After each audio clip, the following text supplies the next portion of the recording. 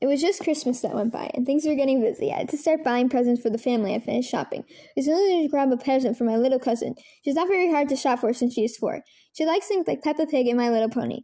Shayla liked, and I say like for a reason, Max and Ruby. So when I decided to go looking for a present, I figured something like a Max and Ruby DVD would have been perfect since she liked to watch it on a daily basis. However, Christmas meant that most of the online DVDs were sold out in most places. I went to look on eBay as well, but I figured I could not trust what condition the DVDs would have been in, so I stuck in a rut for a while until the package arrived.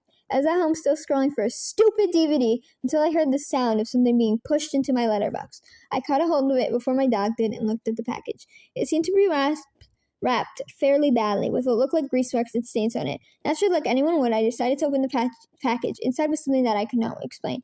It was a Max and Ruby DVD, but I had not seen one like it online. It was like some little kid had drawn in the front cover with a marker. The title was just Max and Ruby, with what looked like a poorly drawn illustration of Max and Ruby on the front. There were no names or anything, but on the back it had a list of 4 episodes, all with blunt titles.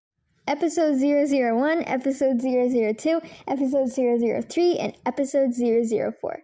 I gave the DVD to watch over, and to my surprise, the episodes were all perfect quality and seemed to have no flaws. It was as if it was a real DVD, just with a homemade cover. The only thing I thought was odd was that the episode selection screen, the episode had a name, but they were called Max and Ruby 1, with the numbers being changed as it went down the list.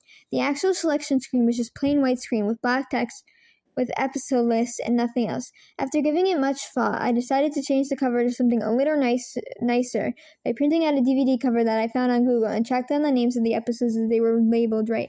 I left the episode list alone because I figured it was self-explanatory. Christmas night went by and things were fine. I gave my little cousin her DVD and she was happy with it all through Christmas. That was only because she had not watched it yet. On Boxing Day, the family had gone out for a meal and left me to babysit my cousin. I was not too bothered about being left at home. I figured now was a good time to put on the DVD for her. I had to put the DVD in and let it play. While I was in the kitchen eating my dinner, from what I could hear, she had watched 1 to 3 so far. I was just about to finish my news when I heard my cousin screaming from the other room. Dropping everything, I ran into the living room and saw my cousin curled up on the floor screaming. I looked up at the TV and I felt my heart in my throat. But I caught a glimpse of it was the most disturbing thing I had ever seen. It appeared to be a frame of Max and Ruby standing next to each other in complete darkness. What made it was so horrible was the lack of faces. They had lost their noses and mouth, and their eyes were replaced with big hollow holes. The colors were disgusting blood red, and there was a faint static in the background. The sound was replaced with what sounded like Max and Ruby, theme playing backwards, with a faint stand of static in the mix of it all. It has been the most disturbing thing I had ever seen, and it must have been on a screen for at least 20 seconds before the screen went black and the DVD turned off, which alone was weird because DVDs do not usually turn off by themselves.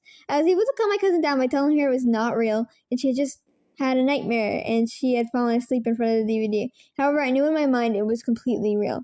My parents had rung me up and told me they were going to be out all night. So this was going to be the best opportunity to look at this DVD more closely.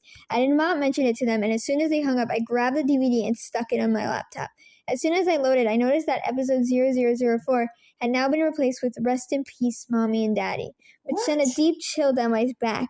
Since my cousin was now asleep, I plugged in my earbuds so she can now sleep without having to hear anything. Normally, an episode of Max and Ruby would have 3 short stories, but this episode only had 1. It started off quiet, lighthearted. Max and Ruby were playing tag in the garden, and their parents were on the porch watching them play.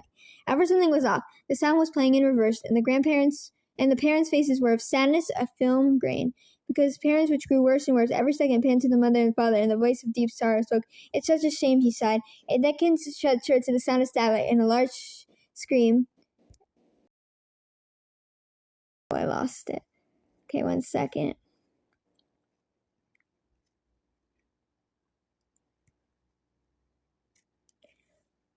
The screen cut while the screens for a split second, then the scene transitioned over to Max and Ruby standing in front of what looked like a gravestone labeled "Rest in Peace, Mommy and Daddy."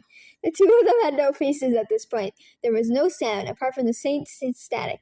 This scene remained on screen for about a minute and a half before it cut into black. It then changed scene again, now showing Max and Ruby sitting in his room while undescriptible whispering became apparent and grew louder over time. Both of them were sobbing uncontrollably while apparent clips of murder playing in reverse flashed on the screen. The father pulled a knife out of his neck, picked up okay, blah, blah, blah. The scene had changed to the most disgusting, okay, blah, blah, blah. We're not reading that. Okay.